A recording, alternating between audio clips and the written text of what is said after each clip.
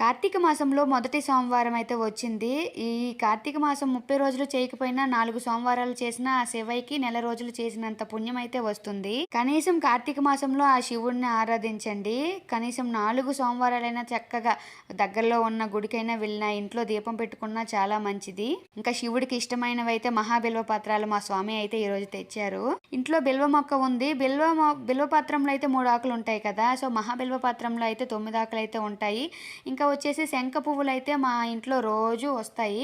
మా మా బాల్కనీలో అయితే శంఖ పువ్వులు రోజు వస్తున్నాయి. రోజుకి కనీసం 3 పువ్వులైనా సరే ఆ దేవుడికైతే నేను పెట్టుకుంటున్నాను. నాకైతే చాలా హ్యాపీగా ఉంది. కార్తీక మాసంలో శంఖ పువ్వులతో పూజ శివయ్యకి జరుగుతుంది. చాలా హ్యాపీ అనిపించింది.